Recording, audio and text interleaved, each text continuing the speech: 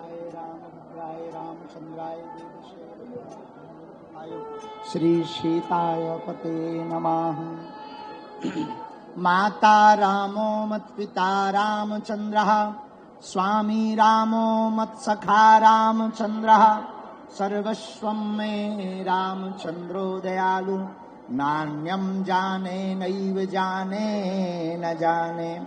दक्षिणे लक्ष्मणो यस्य, वामे च जनकात्मजा, पुरतो मारुतिर्यस्य, तं वन्दे रघुनन्दनम्।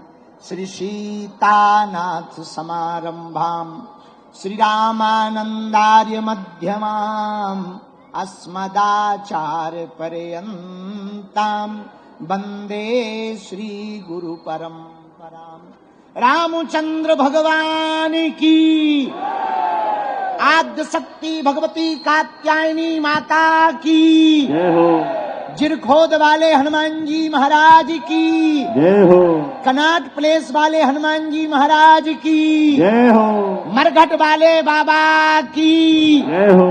कोटवन वाले पूज्य मौनी जी महाराज की जय हो। साधु समाज की जय हो। परम पूज्य श्री गीता मनीषी जी महाराज की जय हो। पूज्य श्री भैया जी महाराज की जय हो। शनि धाम की जय हो। पूज्या दीदी माँ की जय हो। सभी संत जनों की जय हो। बागेश्वर धाम के पागलों की जय हो। सनातन हिंदू एकता पद यात्रा की जय हो। गुरु और चेला की जय हो। बागेश्वर धाम के मेला की जय हो। हरे हरे भारत हिंदू राष्ट्र की जय हो। आज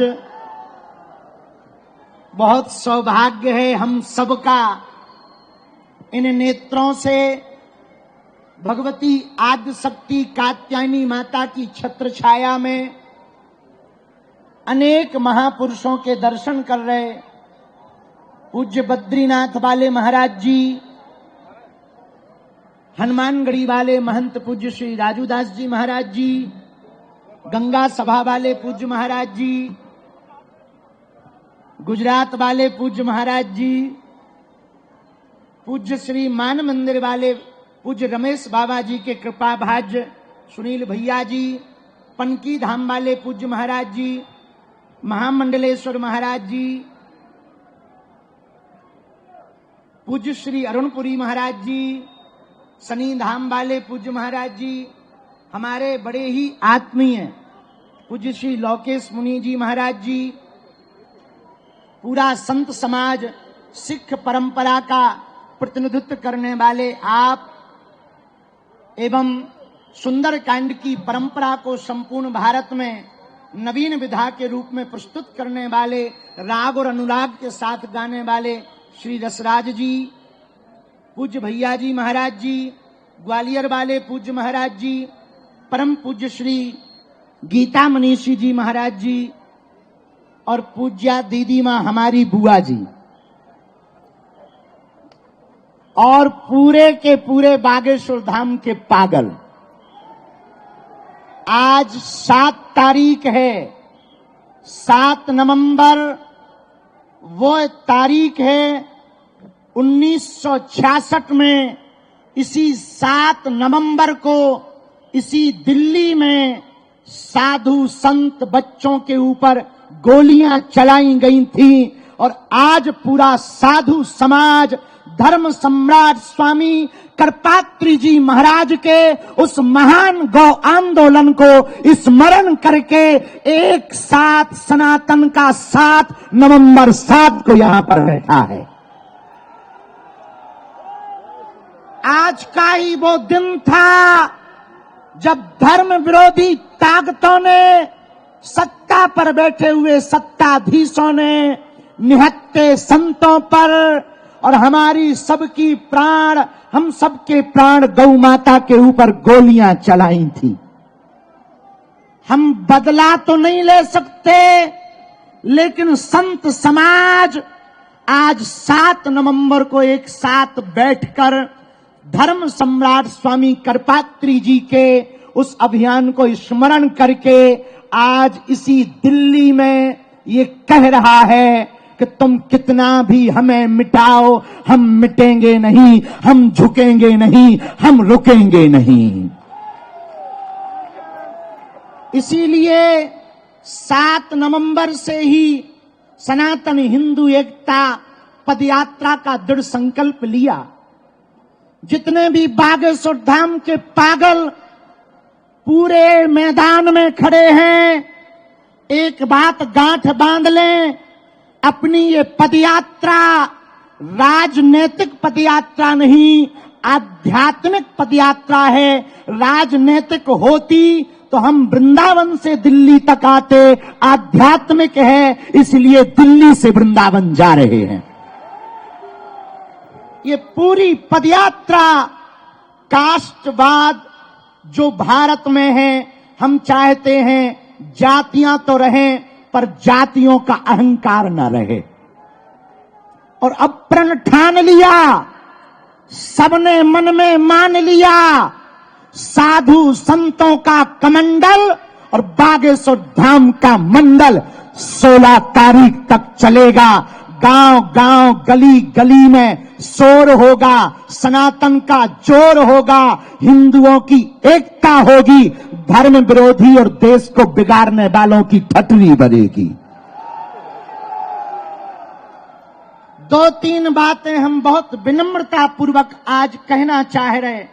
ये पदयात्रा 80 करोड़ हिंदुओं की है। भारत में रहने वाले 150 करोड़ भारतीयों के हित के लिए 150 किलोमीटर की पदयात्रा है। इस देश में रहने वाला प्रत्येक व्यक्ति सनातनी है, जो सनातनी नहीं है वो तनातनी है। इस भारत में जन्म लेने वाला व्यक्ति सनातनी है। और पूरे बागेश्वर धाम के पागलों से प्रार्थना है, तुम पूरे 10 दिन की पदयात्रा में हमने कोशिश पूरी की। पूज्य बद्रीनाथ वाले महाराज जी रात भर जागे, पूरा बागेश्वर मंडल रात भर जागा, पूरा सुंदरकांड मंडल रात भर जागा, पूरे संत समाज रात भर जागे। हम सबने कोशिश की कि तुम्हें व्यवस्था में कोई कमी ना हो, पर इन 10 दिनों में व्यवस्था नहीं, आस्था देखना। इन 10 दिनों में तुम व्यवस्था देखने मत चलना, सनातन का धर्म जो ध्वज देख करके चलना।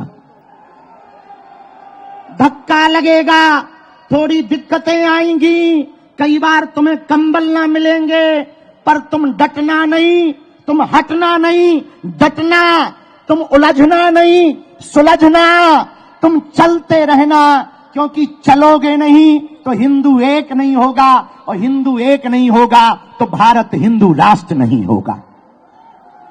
कौन कौन भारत को हिंदू राष्ट्र होते देखना चाहते हैं? कौन कौन हिंदू एकता चाहते हैं? तो कोई रोकेगा तो तुम रुक जाओगे, कोई विरोध करेगा तो क्या तुम डर जाओगे? व्यवस्था नहीं मिलेगी तो क्या तुम भग जाओगे? कौन कौन वृंदावन तक, बांके बिहारी तक चलना चाहता है? पक्का पक्का पक्का। हम भी वचन दे रहे, आप कदम से कदम मिलाकर चलो। हमारी तो बहुत छोटी सामर्थ्यता है, इन संतों की कृपा है, इन संतों का साथ और सनातनियों का हाथ। और नवंबर 7 एक ऐसा दिन आज का होगा जब भारत में एक विचारक क्रांति की यात्रा प्रारंभ हो रही है। यह यात्रा विचारक क्रांति की यात्रा है। यह यात्रा कास्टवाद को शून्य करके राष्ट्रवाद को बढ़ावा देने की है। इस यात्रा में हम लोग 10 दिनों तक रोज सुबह राष्ट्रगान, हनुमान चालीसा के साथ अपनी पदयात्रा 7 संकल्प लेकर प्रारंभ करेंगे। और नाम जप करते हुए धर्म ध्वज आगे चलेगा, उसके पीछे हम सब चलेंगे। धर्म ध्वज के साथ साथ चलेंगे, धर्म ध्वज से आगे नहीं चलेंगे। जहां जहां विश्राम होगा वहां अखंड कीर्तन होगी। जहां जहां विश्राम होगा वहां पर गौ माता का पूजन होगा। जहां जहां विश्राम होगा भोजन और भजन दोनों की व्यवस्था होगी। इन 10 दिनों में हमको एक बात याद रखना है, बालाजी का मिलन बांके बिहारी से हो रहा है। यमुना मैया का मिलन वृंदावन वाली यमुना जी से हो रहा। माया और शक्ति की नगरी से यह यात्रा माधव और भक्ति की नगरी वृंदावन तक जाएगी। बोलो जय सिया राम, जय सिया राम। हरे हरे। भारत हिंदू राष्ट्र की, सत्य सनातन धर्म की, गौ माता की, छुआछूत की करो विदाई, हम सब हिंदू। छुआछूत की करो विदाई, हम सब हिंदू। भेदभाव की करो विदाई, हम सब हिंदू। हम सब हिंदू, हम सब हिंदू। अब लोग हमसे आज पूछ रहे थे कि बाबा पदयात्रा से क्या होगा। सुनो, एक तो हिंदुओं का डर खत्म होगा, दूसरा हिंदू एक होगा, तीसरा पूरी दुनिया को हिंदुओं की ताकत का पता लगेगा। जब फ्रांस के लोग अपनी सड़कों पर उतरकर फ्रांस को बचाने के लिए सड़कों पर उतर सकते, इंग्लैंड के लोग अपनी देश को बचाने के लिए सड़कों पर उतर सकते, तो हम भारतीय क्यों नहीं अपने भारत को, सनातन को बचाने के लिए सड़कों पर उतर सकते। किसी ने हमसे कहा बाबा यात्रा से दंगा होगा। हम कहा दंगा वाले ठटरी के बड़े दूसरे हैं, इसमें गंगा बहेगी। ये दंगा के लिए नहीं, गंगा के लिए पदयात्रा है। ये तनातनी के लिए नहीं, सनातनियों के लिए पदयात्रा है। हम किसी के विरोध में नहीं हैं। हमें मुसलमानों से भी दिक्कत नहीं, ईसाइयों से भी दिक्कत नहीं, पर यदि वो गजवाए हिंद कहेंगे तो हम भगवाए हिंद बना के रहेंगे। यदि वो सर तन से जुदा करने की बात करेंगे तो जो अभी पाकिस्तान में 9 जगह फटाके फूटे, वो उनके, हमारे पास फटाके तो है नहीं है, पर देश की सेना तो फोड़ ही सकती है।